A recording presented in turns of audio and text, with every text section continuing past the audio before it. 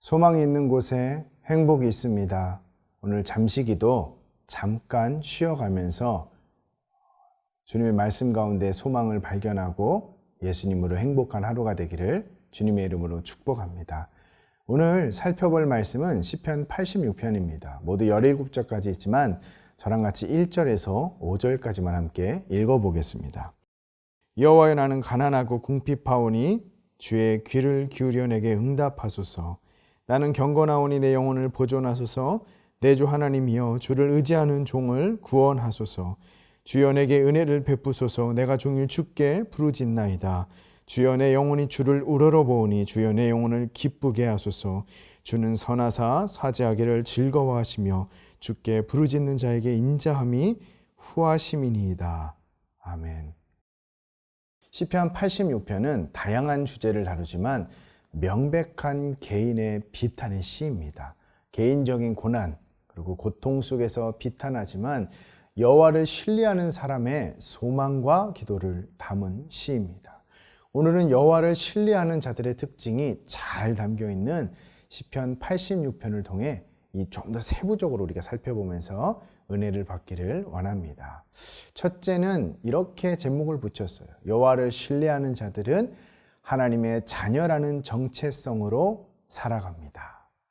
시편 기자는 1절과 2절에서 자신을 이렇게 소개합니다. 여호와여, 나는 가난하고 궁핍하오니. 여기에서 말하는 가난과 궁핍이란 말은 단순히 재정적인 어려움을 말하기보다는 삶과 죽음의 경계선까지 와 있는 생존을 위한 처절한 몸부림을 상징적으로 보여주고 있는 것입니다. 그만큼 세상에서 도움을 받지 못하는 상황, 소외된 상황, 상대적인 박탈감으로 살아가는 자신의 모습을 보여주고 고백하고 있는 것입니다. 우리가 그렇죠. 세상에 살아가면서 참 소외되고 상대적인 박탈감 가운데 살아갈 때 나도 모르게 한탄이 나오잖아요. 아이고, 내 인생 어떡합니까? 주여, 나 어떡합니까? 내가 왜 이렇게 살아갑니까? 자신에 대한 현실적인 한탄을 1절에서 시편 기자는 말하고 있는 겁니다. 근데 2절에서는 또 다른 소개를 해요. 2절에 보면은 나는 경건하오니 내 영혼을 보존하소서. 내 주 하나님이여, 주를 의지하는 종을 구원하소서. 자신을 어떻게 소개하고 있죠? 경건한 사람, 즉 여호와를 신뢰하는 자라고 고백합니다. 나는 가난하고 궁핍한 사람이라는 이 소개와 나는 여호와를 신뢰하는 사람이라는 이 두 문장에서 느껴지는 온도차가 매우 크죠. 근데 하지만 그럴수록 저는 이 현실과 꼭 같다는 생각이 듭니다. 예수님을 믿는 믿음의 사람이라 할지라도 세상 속에서 자신을 소개할 때 나는 가난하고 궁핍하다고 말할 수밖에 없는 상황들 그리고 사람들이 있습니다. 예수님께서 승천하시고 교회 공동체를 이루었던 거의 모든 성도들의 자기소개는 바로 이러했을 것입니다. 하지만 그들은 세상 속에서 그들의 이런 자기소개로 인해서 비참해지지 않았습니다. 그것과는 비교할 수 없을 그 자기소개가 있었기 때문입니다. 바로 나는 여호와를 신뢰하는 사람입니다. 신앙은 교회에 다니는 모습으로 드러나는 것이 아닙니다. 또 신앙은 교회 활동을 열심히 하는 곳에서 나타나는 것이 아닙니다. 나는 가난하고 궁핍한 사람이라는 자신의 이 어쩌면 세상이 볼 때 비참한 것 같은 이 소개와 나는 여호와를 신뢰하는 사람이라는 이 자신의 속에서 느껴지는 이 괴리감, 이 괴리감을 당당하게 믿음으로 바꾼 사람들에게서 볼 수 있는 것이 바로 신앙입니다. 그래서 안타까운 점들이 좀 있었어요. 예전에 교회에서 제자 훈련을 하는데 어떤 분이 그렇게 이야기하시더라고요. 목사님, 저도요 교회에서 많이 봉사하고 싶어요. 저도요 많이 봉사하고 많이 활동해서 사람들로부터 믿음 좋다고 인정받고 싶어요. 근데 저 그렇게 못해요. 지금 사업이 망해서 제가 지금 간신히 편의점을 운영하고 있는데 아내와 같이 밤을 새며 삽니다. 오늘도 2시간 자고 왔습니다. 저도 신앙이 좋고 싶습니다. 라는 얘기를 많이 하셨어요. 근데 그 얘기를 들을 때 정말 마음이 아팠어요. 신앙이 좋다는 것은 교회에서 많이 봉사하고, 물론 그 하나의 방법과 표현일 수는 있지만, 교회에서 많은 시간을 보낸다고 해서 그것이 그 사람의 신앙을 대변하는 게 아닙니다.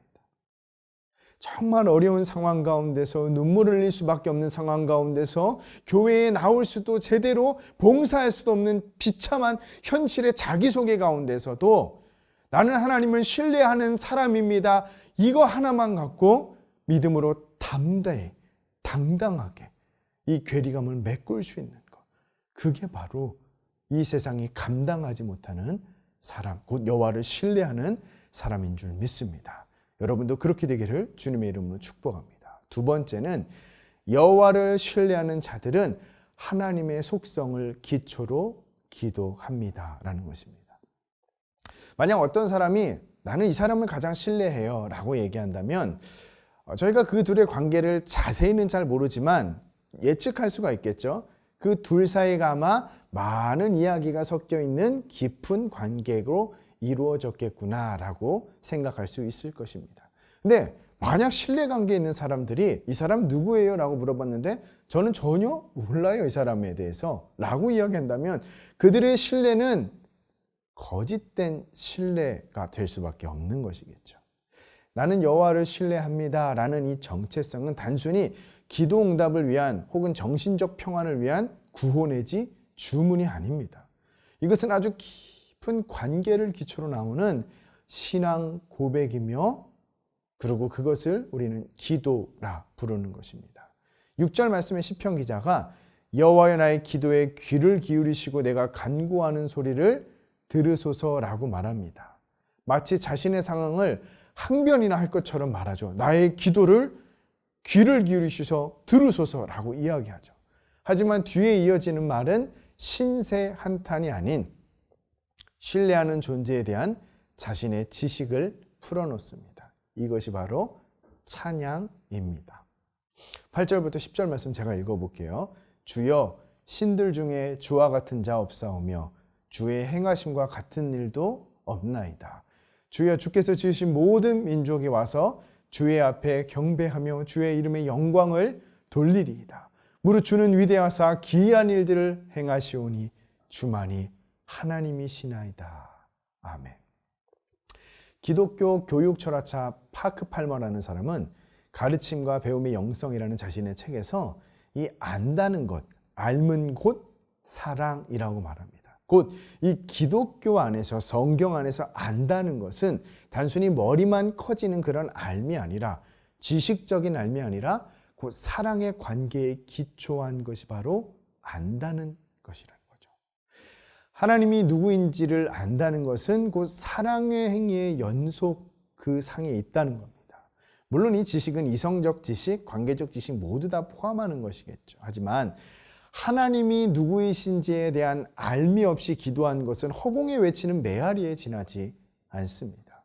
그분이 이 우주를 창조하셨으며 역사를 섭리로 써내려가시며 우리의 머리털도 세심받으신 위대한 창조주이심을 기초로 그 하나님의 속성과 하나님이 누구이신지를 알며 고백하는 그 모든 것들을 기초로 고백할 때 우리의 기도는 찬양이 되고, 우리의 찬양은 기도가 되고, 우리의 모든 한탄 같은 얘기는 하나님께 간구가 되어진다는 거예요. 왜 이것이 기도가 되냐면요, 이러한 기도는, 이러한 말은, 이러한 고백은 여호와를 신뢰하는 자들만이 할 수 있는 기도이기 때문입니다. 그렇겠죠. 하나님 나 이거 도와주세요 라는 이 기도 제목에만 초점이 맞춰져 있는 것이 아니라, 그러면 하나님에 대해 잘 몰라도 돼요. 내 이 문제만 해결해 달라고 하면 돼요. 이 문제를 좀 해결해 주세요 라면 이 문제만 보고 얘기하면 되는 거죠. 하지만 기도하다 보면 어떻게 해요? 이 문제에서 벗어나 하늘에 계신 하나님 앞에 집중이 되면서 그 하나님을 고백하게 되죠.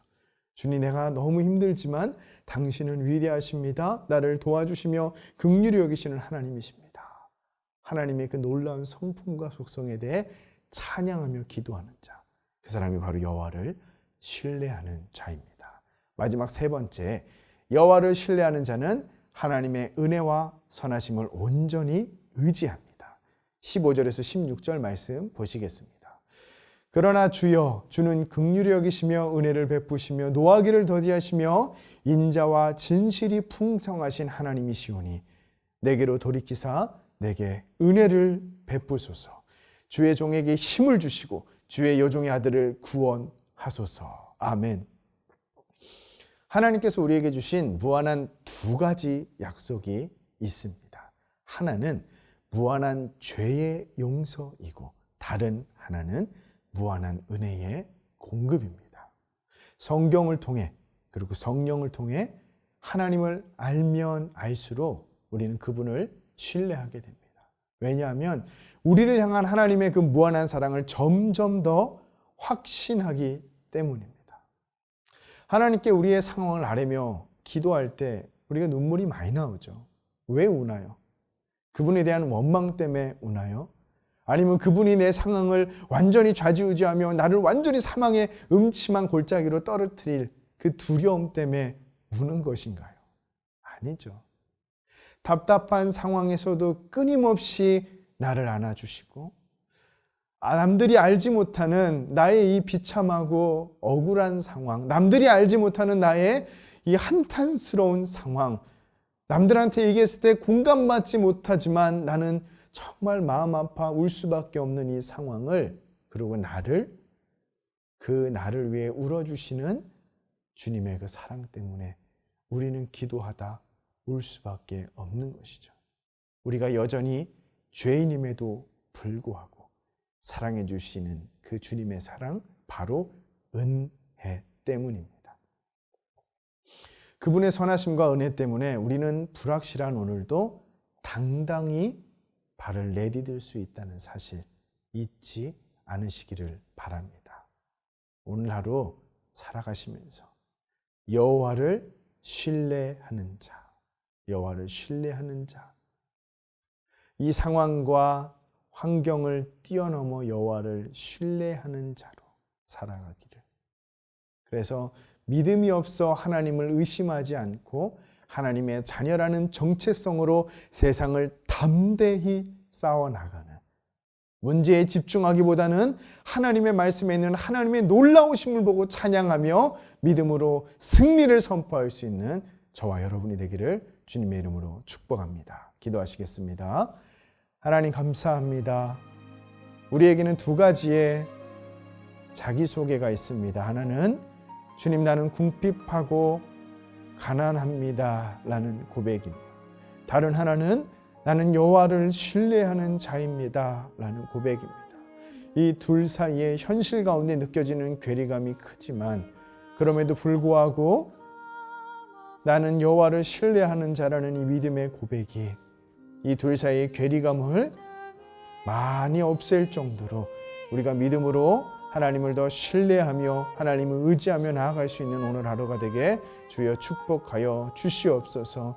정말 어려운 가운데 발버둥 치고 있는 우리 성도님들이 있습니다. 몸이 약해서 질병으로 힘들어하는 분들이 있습니다. 재정적으로 너무 어려워서 밤을 눈물로 지새워야 되는 성도님들이 있습니다. 지병과 또 자녀가 아파서 눈물로 기도하며 밤을 지새워야 되는 우리 성도님들이 있는데, 주님께서 그 상황은 다르나 모두가 다 여호와를 신뢰하는 자라는 자기 고백이 있는 사람들이니 주님께서 이분들을 붙잡아 주시고 이 상황 가운데 건지시며 놀라운 일들을 그 입술 가운데 주셔서 찬양하며 기도하며 주님을 바라보고 높이며 간증할 수 있는 일이 2021년에 넘치도록 허락하여 주시옵소서. 모든 걸 주님께 맡기며 예수님 이름으로 기도드립니다. 아멘.